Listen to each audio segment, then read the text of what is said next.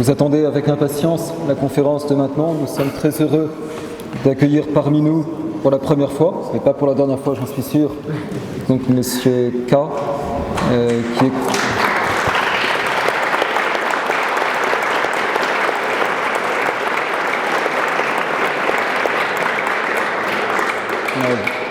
Vos applaudissements montrent que beaucoup d'entre vous le connaissent déjà, c'est presque inutile de le présenter, bien connu pour ses courageuses interventions sur des sujets difficiles et parfois qui lui valent bien des difficultés, et nous sommes vraiment à vos côtés, chers amis.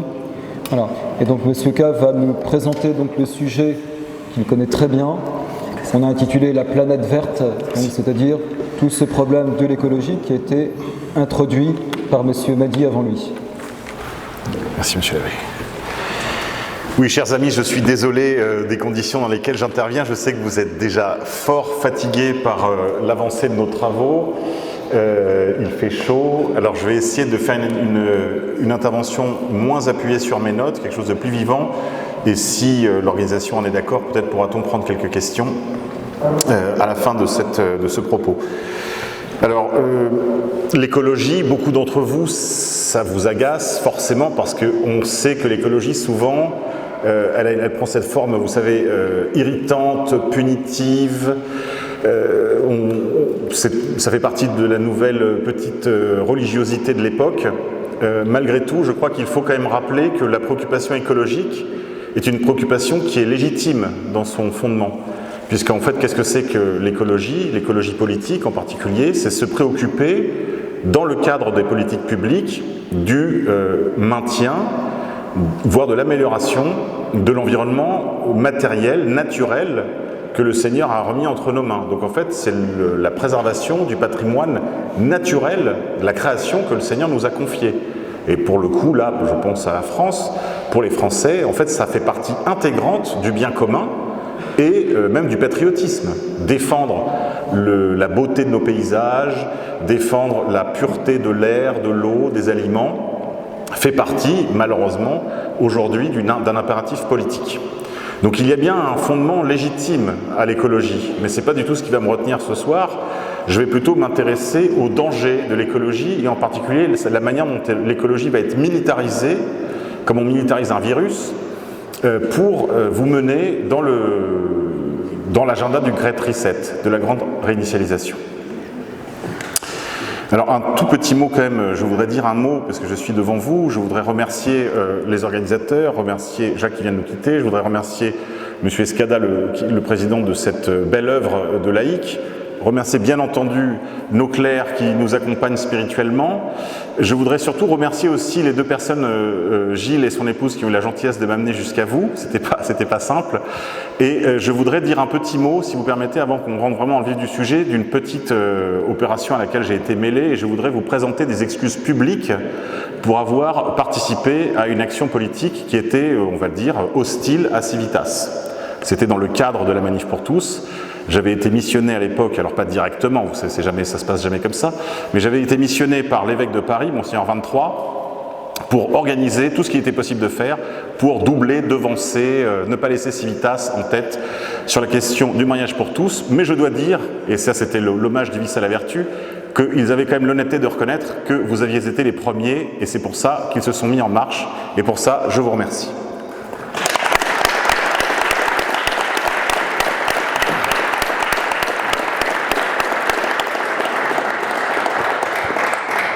Alors vous le savez, je vous disais, cette écologie, elle est irritante parce qu'elle s'occupe finalement fort peu d'écologie, surtout lorsque c'est dans les grands centres urbains. Elle s'occupe de circulation des vélos, de microparticules à l'issue des opérations de motorisation, elle s'occupe aussi des migrants, elle s'occupe du droit des transgenres, toutes choses qui nous éloignent quand même d'une vie très bio. Je dois dire quand même que certaines personnes de ce mouvement, comme José Bové par exemple, avait remarqué au moment du mariage pour tous, enfin du mariage dit pour tous de la loi Taubira, que ce n'était pas des unions très biologiques, donc ils avaient pris position contre, courageusement, puisque c'est évidemment contraire à leur environnement immédiat.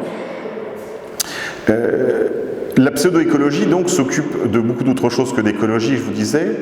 Elle s'occupe aussi beaucoup d'écologie urbaine, retraitement des déchets, le vélo, les tramways, les petits gestes, comme le fait de se laver les dents ou faire pipi sous la douche, pardonnez pour, pour ce propos. Mais attention aussi aux excès inverses de la droite libérale, qui est souvent pro-pollution, pro-4x4, et je pense aux propos de Luc Châtel, qui a quand même été ministre de l'Éducation, et qui se proposait de transformer le parti à droite, les Républicains, en parti des gaz de schiste et des OGM. Donc c'est-à-dire qu'en fait, la dite droite d'affaires est devenue le parti du mouvement, le parti du progrès, et pour un militant attentif de l'écologie, évidemment, c'est pas du tout étonnant qu'il soit aujourd'hui dans la Macronie. Ils sont évidemment les promoteurs du progrès, du mouvement, du scientisme, et je parle là des écologistes eux-mêmes. Vous aurez remarqué par exemple qu'ils ont tous été très favorables à toutes les mesures qu'ils appellent sociétales et qui en fait sont des mesures transhumanistes. Ils sont eux aussi, ces écologistes, des tenants du progressisme techno-industriel, véritablement la pointe avancée de ce qu'on peut appeler le parti des Lumières. Qu'est-ce que ça veut dire ? Si on prend le projet des Lumières dans sa globalité, dans son germe au XVIIIe siècle et qu'on le voit dans son déploiement au XIXe, au XXe siècle, qui a été longuement abordé précédemment, en particulier par M. Bertrand tout à l'heure, c'est la reconfiguration de tout le vivant, donc le transhumanisme. Et si on veut aller encore un peu avant, donc la Kabbale.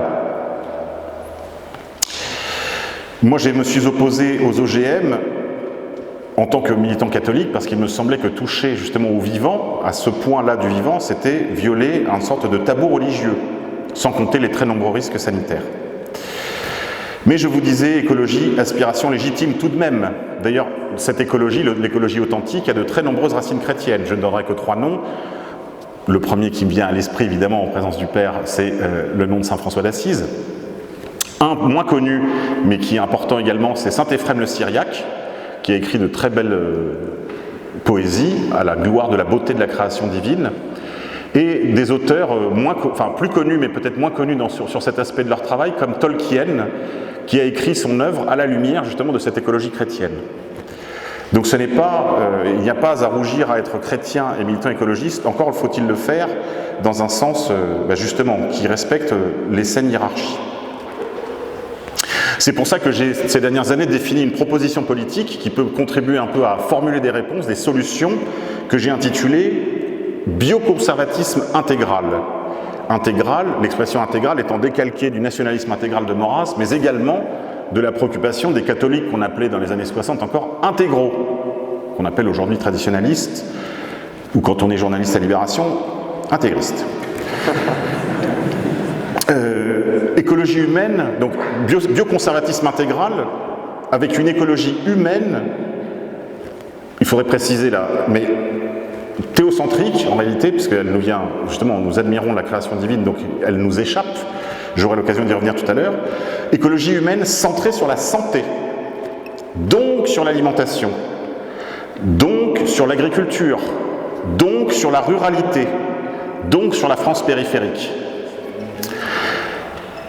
Bioconservatisme intégral qui permettrait justement la jonction de préoccupations qui sont plutôt les nôtres, où nous sommes un peu en pointe sur ces sujets comme tous les sujets de bioéthique, lutte contre l'avortement, lutte contre l'euthanasie, respect de la vie, de sa conception jusqu'à son terme naturel, qu'on pourrait, si vous voulez, mêler à des préoccupations bioconservatrices plus globales et qui toucheraient un public plus large sur la question justement de la santé humaine. Proposition qui consiste également à protéger, à préserver toutes les manières d'être de notre ruralité, aussi bien les produits du terroir que les pratiques cynégétiques, tauromachie, que sais-je encore.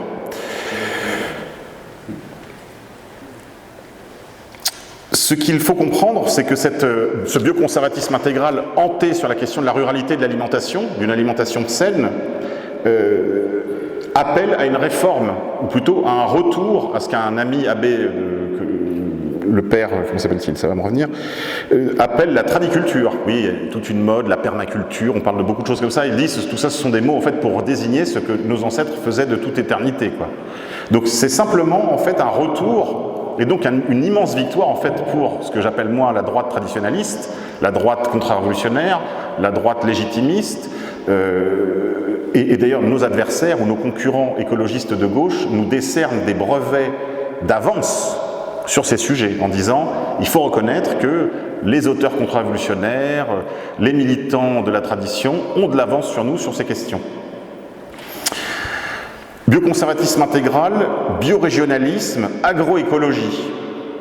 Tout projet qui faisait bondir Nicolas Sarkozy lors d'une allocution à l'époque où il n'était plus président de la République de fait et qui prenait justement la défense des agriculteurs qui en réalité sont en fait devenus des appendices du capitalisme agro-industriel. Alors une toute petite parenthèse, pourquoi l'écologie ? L'écologie pour deux raisons, parce qu'il s'agissait pour nous de faire une clarification dans la militance politique entre nous et les libéraux.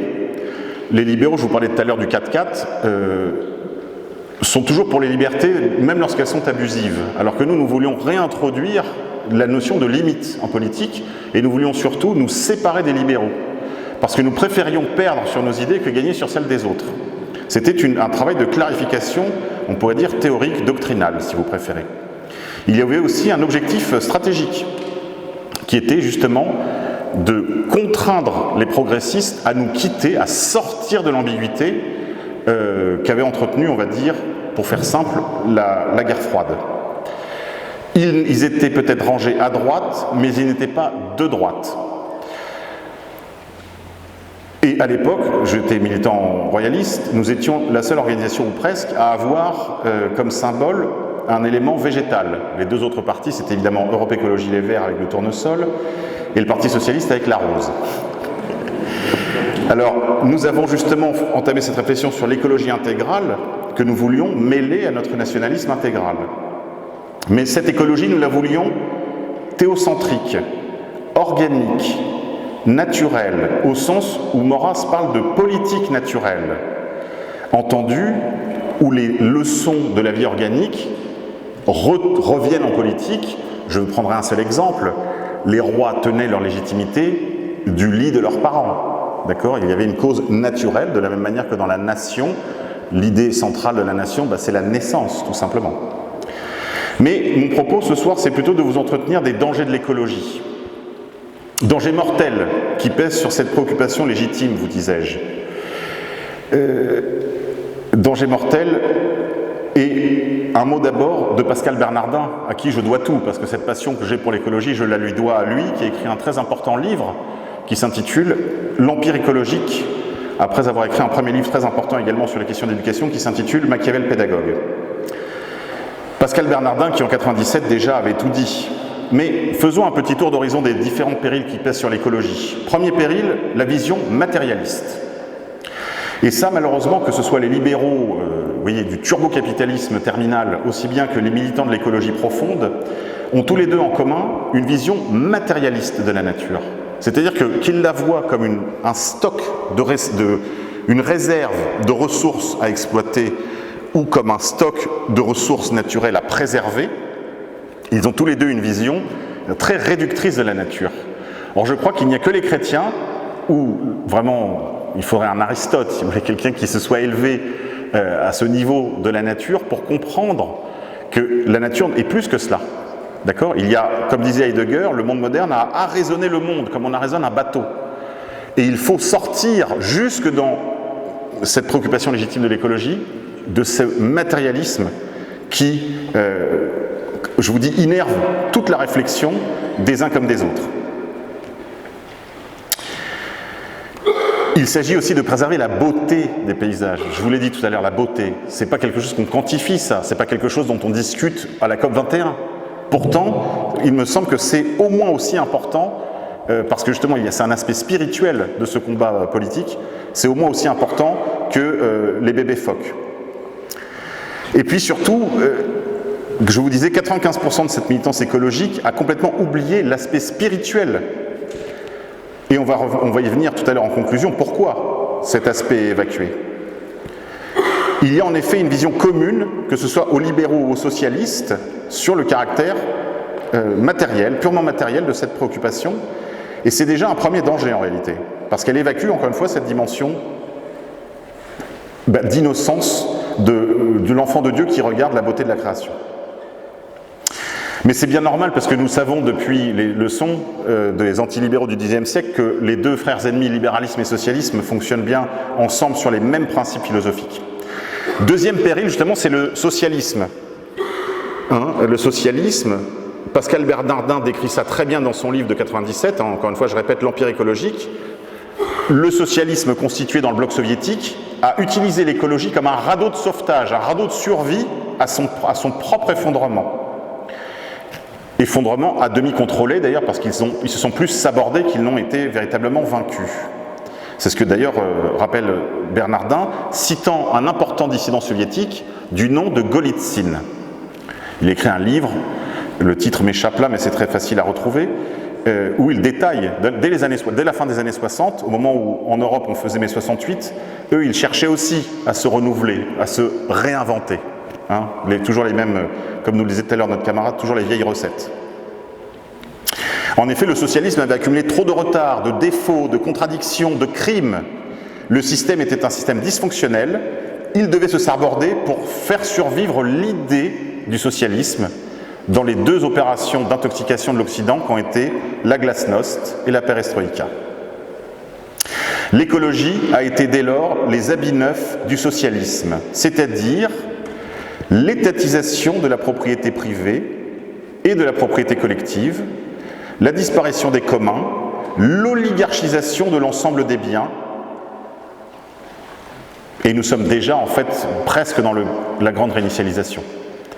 À l'époque, une organisation internationale existait qui s'appelait la Green Cross International. Je n'ai pas vérifié avant cette allocution si elle existe encore, mais son premier président, après qu'il ait abandonné ses fonctions de chef suprême de l'Union soviétique, c'était Mikhail Gorbatchev, qui est mort léniniste. Il a dit « je meurs marxiste-léniniste ». Mais il s'est occupé, vous voyez, immédiatement après la destruction de l'Empire soviétique, d'écologie internationale. La Green Cross International, on va y revenir, promeut diversement l'homosexualité, l'avortement, l'euthanasie, le cannibalisme. Alors on me dira, mais le cannibalisme, mon Dieu, c'est une pratique presque résiduelle. Visiblement, ça les intéresse parce que finalement, moins on sera, mieux ce sera. Alors, autre danger très très grave qui pèse sur l'écologie, à part le socialisme, encore que bon, on va y venir tout de suite, autre donc logique du socialisme écologique, c'est l'étatisation. C'est l'idée. Les nécessités écologiques dépassent les capacités des individus, des familles, des nations, donc on socialise, on étatise, on oligarchise. Vous voyez, là on retrouve ce que nous disait à l'instant Jacques, c'est-à-dire on s'en fiche de savoir en fait si c'est l'État, si ce sont des fonctionnaires ou des managers de grandes entreprises transnationales, mais en tout cas, ils sont mieux indiqués que vous pour savoir ce qui est bon pour vous. Donc, oligarchisation, on vous confisque vos libertés, votre responsabilité. Il y a donc bien une logique de dépossession, de déresponsabilisation, de déresponsabilisation et de dépersonnalisation. Ce sera le règne des managers et des technocrates. À cela, d'ailleurs, les états d'urgence sont très utiles. L'état d'urgence, bien sûr, est toujours un bon prétexte pour exproprier. Donc, nécessité fera loi. Autre péril qui pèse sur l'écologie, ou que le faux écologisme, si vous voulez, fait peser sur nous, c'est le mondialisme. Ça, c'est vraiment le péril radical, le péril cardinal, le péril qui occupe le milieu du terrain. Son adage, c'est « à problèmes globaux, solution globale ».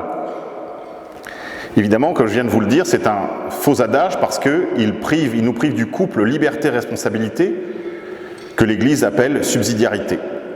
Je vous donne un seul exemple, l'exemple du jardin. Évidemment, cet adage est faux. Comment le sait-on? Parce que si vous êtes propriétaire, vous entretenez votre propriété. Si on vous la confisque, c'est plus la propriété de personne, elle tombe à l'abandon. L'expérience de la socialisation des biens de production en Union soviétique suffirait à elle seule à le prouver. Donc il faut bien comprendre que même sur le terrain de la praticité, le globalisme, le socialisme écologique est faux. Le meilleur moyen d'entretenir un terrain, c'est de le confier à quelqu'un. Et il n'y a pour ainsi dire plus de terra nullius dans le monde. Il n'y a pas de terre qui n'est revendiquée par aucun État. Il y a une raison à cela, c'est parce que justement toute la terre est mise en culture, vous voyez. Et il y avait même un droit de conquête pour les nations, jadis, c'est ce qu'on enseignait dans les facultés de droit. Le droit de conquête justement consiste à s'emparer d'un bien qui n'est pas mis en culture, qui n'est pas exploité proprement par un autre peuple. C'est ça qui était un des fondements du droit de conquête. Mais je sais qu'on n'enseigne plus ça dans les facultés, on n'enseigne plus que le droit international. Alors, il y a un autre adage aussi, un adage américain, vous me pardonnerez monsieur l'abbé, il n'y a pas de cochon comme Radio Courtoisie, un adage en anglais de la militance écologique anglaise qui est « not in my backyard », pas dans ma cour, pas dans mon arrière-cour. Quand ils veulent construire un incinérateur, un projet inutile, l'un des motifs de mobilisation, comme ils appellent grassroots, c'est-à-dire vraiment des gens d'en bas, si vous voulez, contre ces projets inutiles, c'est ce « not in my backyard », pas dans mon arrière-cour. Vous voyez bien toute l'énergie, tout le ressort qu'il y a dans l'idée de défendre ce qui est à vous. Donc, on voit bien que cet adage séduisant, comme l'idée communiste en elle-même très séduisante, est mensonger, parce qu'en effet, il n'y a pas de meilleure écologie qu'une écologie de propriétaire, une écologie de père de famille, une écologie de la transmission, de la responsabilité. Autre grand péril qui à l'époque de notre début de préoccupation sur l'écologie n'occupait pas encore la place qu'il occupe aujourd'hui, c'est évidemment le réchauffisme anthropique. Alors je coupe ça, parce que ça a déjà été abordé tout à l'heure, et j'ai consacré à cela une émission entière que vous pouvez retrouver facilement sur le serveur d'égalité et réconciliation. C'est une émission que j'ai faite avec un ingénieur, il a fait plusieurs écoles, bon c'est un premier de la classe, très impressionnant, monsieur Camille Vert, qui en plus anime des sites, toutes les ressources sont disponibles. Le réchauffisme anthropique est un sujet en lui-même, je le laisse de côté, mais je voudrais juste vous dire ceci, le carbone n'est pas un polluant. La religion, si vous voulez, du réchauffisme anthropique repose sur un mensonge initial, sur le caractère polluant du CO2. Or le CO2 n'est pas un polluant, c'est la base même de toute vie organique. Ensuite, il y a un autre danger, alors peut-être n'est-il pas mortel, mais en tout cas, il est très diffus. C'est le danger d'une institution, d'une fausse religion civique, d'un moralisme. Il y a également d'autres aspects religieux à cet écologisme, à ce pseudo-écologisme. Il y a le catastrophisme, le millénarisme, des faux dogmes, des oukases, bien sûr, et même une sorte d'inquisition. Et maintenant, désormais, cet écologisme a même sa police. Vous avez peut-être vu qu'on commence à demander aux commerçants de fermer les portes lorsqu'ils mettent en place la climatisation. On peut véritablement déjà parler de la mise en place d'une police climatique. Mais c'est une petite religion que l'on impose par l'école, mais aussi par la désinformation médiatique, par l'abrutissement des divertissements que l'on nomme abusivement culture de masse. Religion citoyenne, qui ajoute quelques articles au petit catéchisme républicain. Et cela dit, même dans le milieu, si vous voulez, même de la gauche radicale écologiste, ils regardent ça avec beaucoup de mépris et ils les appellent les citoyennistes.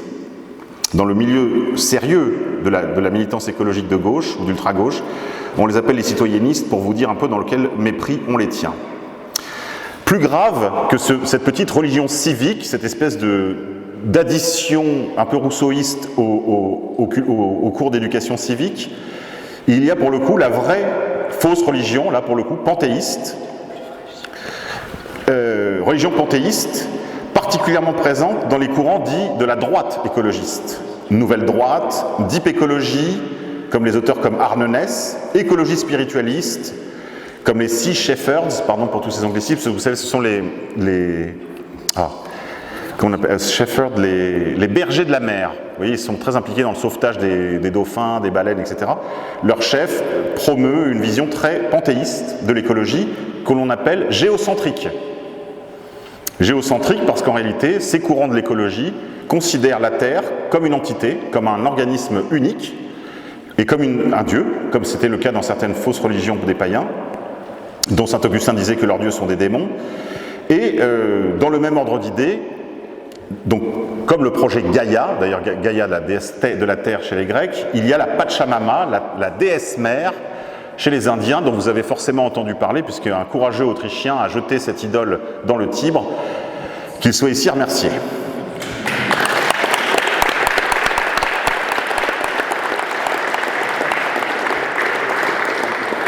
Mais c'est une affaire très grave et je suis content d'en parler devant vous parce que les militants un peu sérieux, de droite comme de gauche dans le monde de la militance écologique, ont lu avec attention le texte comment on va l'appeler, de l'antipape François, Laudato Si. Et pour n'importe quel militant, quelles que soient ses options, les gens sérieux ont lu ce texte et le texte nous tombait des mains, si vous voulez. C'est-à-dire que ce n'est même pas sérieux au plan, je dirais, des seules raisons naturelles du militant écologiste. C'est vraiment du prêchi-prêcha, vraiment du bloubli-boulga indigeste, qui ne tranche rien, mais qui en revanche nous introduit, subrepticement ou pas, dans vraiment ce panthéisme, cette religion, cette fausse religion, de la terre-mère. C'est très inquiétant parce que ça en vienne là, si vous voulez, que le magistère de l'Église, ou prétendu tel, en vienne à promouvoir cette fausse religion panthéiste, c'est très grave. C'est très grave et je ne citerai pas de nom, mais j'ai un de mes amis qui, à force de se plonger dans ses écrits, dans ses préoccupations, dans cette militance, a fini par y perdre sa foi catholique. Donc c'est une affaire sérieuse. Et là, pour le coup, c'est vraiment une religion, c'est le retour du paganisme, tout simplement. Et il faut comprendre comment cela s'insère dans les agendas dont on vous a parlé depuis ce matin. Mais c'est intéressant ce texte Laudato Si parce qu'au moins sur ce sujet, ça a permis à beaucoup de gens de se rendre compte que l'on peut être un parfait catholique sans être un papolâtre délirant et que, visiblement, il y a de la place pour la critique légitime sur ces sujets, comme sur d'autres. Cette religion a, et c'est là que ça nous concerne avec cette histoire de Covid, elle a un point commun avec le covidisme, c'est que c'est son catastrophisme, c'est son apocalyptique. Et là, vous voyez tout l'intérêt, tout l'usage que l'on va faire désormais de cette fausse religion écologiste, pseudo-écologique, pour remettre de la terreur dans les canaux télévisuels et remettre une pièce dans le bastringue pour re-signer. Vous voyez, alors demain ce ne sera plus les confinements, mais ce sera les QR codes pour mettre de l'essence dans votre voiture. Ce n'est pas de la science-fiction, comme disait tout à l'heure notre ami, ce n'est plus de la science-fiction, c'est déjà en place depuis la révolution au Sri Lanka. Vous voyez, parfois les révolutions c'est compliqué. C'est en place. Aujourd'hui, pour aller faire le plein, ils doivent montrer patte blanche. Et si demain, votre banque, comme c'est déjà le cas en Suède, vous a donné une carte avec un crédit carbone, dont je rappelle ce n'est pas un polluant, eh bien ils limiteront vos déplacements. Vous voyez ? Donc en fait, vous redevenez des serfs. Tout est, vous voyez, tout est dans tout et inversement. Solvay de Coagula, on détruit les vieilles nations féodales, on introduit le jacobinisme partout, puis ensuite on réintroduit de la féodalité, mais ce ne sont plus les mêmes aristocrates. Hein, vous aurez compris. C'est courant aussi, il faut le comprendre, cette religion est anti-humaniste. Alors certes, je vous ai dit tout à l'heure, nous souhaitions avec nos amis développer une écologie théocentrique, reconnaître que la nature ne nous appartient pas, nous sommes simplement les gardiens, c'est notre premier métier, jardinier. En Orient, les Grecs, nos frères séparés grecs, lors de la liturgie, utilisent l'expression philanthropos pour parler du Christ. Il se dit lui-même ami des hommes. Donc une écologie qui est anti-humaine est forcément également anti-chrétienne. Et c'est vrai, on le constate, il faut lire les écrits des auteurs anglo-saxons ou scandinaves de la deep écologie, de l'écologie profonde. Ils ne tergiversent pas, ils ne font pas comme Klaus Schwab, ils ne tournent pas autour du pot. Ils parlent de malthusianisme, comme le sujet a été longuement abordé, je n'y reviens pas. Je voudrais quand même vous signaler que ce mouvement écologique est à la fois un mouvement militant par la base, on recrute des armées de golems, mais il est impulsé d'en haut. Le premier texte véritablement malthusien important de ces dernières années, c'est le texte du Club de Rome. Je crois qu'il est de 78, si je ne dis pas de sottises. Et il parlait de limit to growth, limite à la croissance.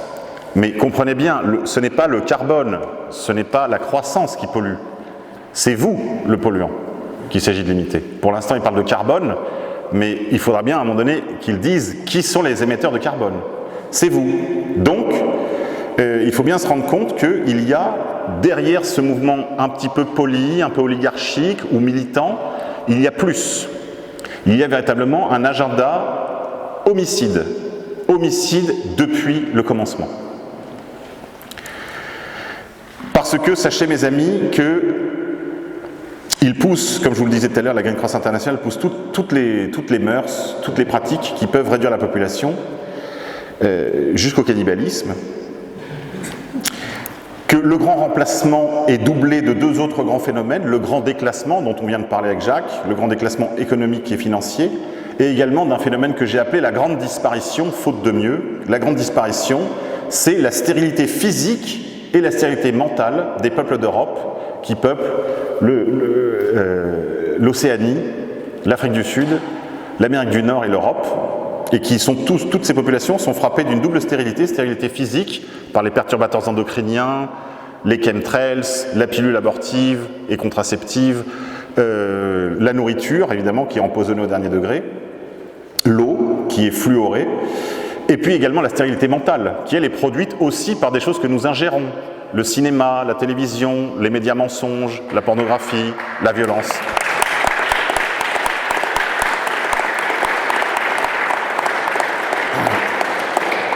Vous aurez tous remarqué qu'il y a des campagnes de publicité pour dissuader les jeunes femmes européennes, enfin de souche européenne, partout, de procréer parce que les enfants seraient des créatures polluantes et on vous donne des bilans carbone, on vous dit que faire un enfant c'est l'équivalent de prendre, je sais pas moi, 25 avions Paris-New York. Vous voyez. Donc il y a une vraie campagne de ce côté-là et vous la retrouvez, ça a déjà été dit, mais je le répète, c'est présent évidemment dans le cinéma, dans le hollywoodisme. Pour ceux qui veulent comprendre d'où vient Hollywood, là je vous encourage à regarder un petit documentaire que j'ai mis sur mon fil Telegram, @repère_K, qui s'intitule Hollywoodism. Mais comme je vous l'ai déjà dit, dans les médias, dans l'école, et puis évidemment dans la destruction de la famille. Parce que quel meilleur moyen en fait d'empêcher les gens d'avoir des familles que de les détruire. Et puis, autre péril, dont il faut quand même dire un mot avant de nous séparer, l'animalisme, ça a déjà été très brièvement évoqué tout à l'heure. L'animalisme, c'est l'idée, pour la protection animale, excessive. On peut évidemment, je pense que la sensibilité du cœur chrétien, du paysan français de jadis, c'était quand même une certaine, comment dirais-je, une certaine bonhomie à l'égard des animaux de boucherie aussi bien que des animaux de compagnie, des animaux d'élevage. Évidemment, le boucher traditionnel, le paysan traditionnel a pour ainsi dire disparu, remplacé par le fonctionnaire de Bruxelles qu'on appelle agriculteur. Et donc évidemment, la condition animale ne s'est pas arrangée, si vous voulez. Mais en riposte à cette dégradation de la condition animale, qu'est-ce qu'on nous a inventé? L'animalisme. Et puis l'antispécisme. Alors, le grand penseur de l'antispécisme s'appelle Peter Singer. Alors, je vous en conjure, ne riez pas. Parce que je vous rappelle qu'avant qu'il y ait le mariage pour tous, enfin vous avez compris, hein, le mariage, enfin la loi Taubira, le pseudo-mariage d'attelages homosexuels, nous rions aussi. Nous rions de ça, on se disait c'est impossible, ça ne marchera jamais. Ça a marché quand même. Donc Peter Singer nous promet un monde dans lequel on va rééduquer, ou je ne sais pas, modifier génétiquement les lions pour qu'ils cessent de manger les gazelles. Voilà, c'est très sérieux, c'est son projet, on verra. Mais en tout cas, une chose est sûre, c'est que ça aura un impact, une conséquence immédiate sur nos vies à nous, puisque l'idée c'est antispécisme, donc droit des animaux, vous avez compris, et en même temps on introduit le droit des ordinateurs, des robots, hein, c'est en cours en même temps, tout avance en même temps, et véganisme, j'ai une amie qui est végane. Bon, évidemment, il nous arrive rarement de manger ensemble, vous aurez compris. Et donc, elle m'expliquait que dans le véganisme, tout est J. C'est elle qui le dit, elle est même dans cette industrie, elle va monter un salon vegan. Elle m'a dit, voilà, dans le véganisme, tout est J. Bon, je la laisse responsable de ce propos. En tout cas, ce que j'ai remarqué, c'est que tout ça nous amène vers le noachisme. Parce qu'il y a une des lois noachides, c'est le respect de la vie animale. Et il faut bien comprendre que là, nous rentrons dans ce que nous décrivaient tout à l'heure nos conférenciers qui m'ont précédé, c'est-à-dire vraiment la constitution d'une double société, une société féodale. Je pense immédiatement au profil de Coudenhove-Kalergi, qui dans son livre très important, Praktischer Idealismus, nous explique vers quoi nous allons. Et il faut que vous compreniez que vous êtes en bas. Enfin, si tant est qu'on vous garde, hein, parce qu'en réalité, comme vous êtes plutôt des chimpanzés du futur, c'est pas sûr que vous fassiez vraiment partie du projet. Mais une chose est certaine, c'est que ceux qui resteront, en tout cas, n'auront plus le droit de consommer de la viande, puisque ce sera un privilège réservé à la caste des Cohen, des élus Cohen. Voilà.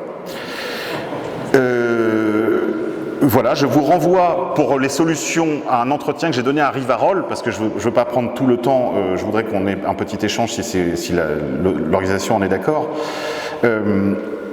à un entretien que j'ai donné à Rivarol sur l'âge des bâtisseurs est venu, que j'ai remis aussi sur mon fil Telegram, dans l'ordre des solutions. Qu'est-ce qu'il s'agit de faire? Eh bien, le camarade Berton l'a dit tout à l'heure, on en discutait aussi avec le président de Civitas à la pause. Je crois qu'une des premières choses que nous devons faire, c'est bâtir, bâtir, bâtir. Bâtir des institutions, bâtir des écoles, bâtir des fermes agroécologiques, bâtir, comme tu l'as dit, des commerces, des librairies, des bibliothèques, voilà, tout ce qu'il est possible de construire, construire des institutions, en fait, faire ce qu'ont fait nos ancêtres, c'est-à-dire être des bâtisseurs et non pas simples rongeurs de racines. Donc, ce que je voudrais vous dire en conclusion, parce qu'il y a des solutions, je vous ai dit qu'il y avait la construction d'un authentique bioconservatisme, d'un populisme bioconservateur adossé aux provinces périphériques de la France, est possible. Le seul échelon, à mon avis, qui est gagnable pour nous, dans le sans étiquette par exemple, on n'est pas obligé de se présenter bannière au vent, je pense qu'il est plus utile parfois de ruser. Notre Seigneur Jésus-Christ nous dit « Soyez doux comme des agneaux et rusés comme des serpents ». Il ne s'agit pas non plus d'agir occultement bien sûr, mais je veux dire, il faut se mettre en situation de gouverner par les services rendus, comme le disait tout à l'heure M. Berton. Donc faisons cela. Le seul échelon possible, c'est la municipalité, la petite commune rurale. Je sais qu'il y a déjà des choses qui ont été faites à Civitas dans cette direction. Je pense qu'il faut vraiment appuyer dans cette expérience que vous avez déjà lancée et renouveler, doubler les effectifs, aller chercher des gens, même des gens qui ne partagent pas tout avec nous. Je pense qu'on peut travailler avec des gens qui ont 80, 75% du logiciel, ce serait déjà beaucoup. Voilà, donc ça c'est pour l'ordre des solutions. Je voudrais quand même vous dire vers quoi nous allons, parce que je ne suis pas sûr que ce sera dit après moi, donc je suis obligé de prendre cette responsabilité. Je crois, chers amis, que nous allons vers un communisme technoscientifique transhumaniste qui prépare l'avènement de l'Antéchrist, qui gouvernera depuis Jérusalem après qu'il ait été couronné roi des Juifs, et qui gouvernera donc le monde depuis le troisième temple de Jérusalem reconstruit. C'est l'homme de la perdition que nous annonce Matthieu 24 et Paul de Tarse, l'apôtre des gentils, raison pour laquelle je vous dis, ayez confiance, ferme dans la foi, soyons conformes à notre vocation de jardinier, essayons ensemble, si vous le voulez bien, de proposer aux Français ce bioconservatisme intégral, faisons des bébés bio dans des mamans bio, dans des fermes bio, soyons les chimpanzés du futur, et n'oublions pas, comme le disait Tolkien, auteur du Seigneur des Anneaux, les racines profondes ne gèlent pas. Je vous remercie.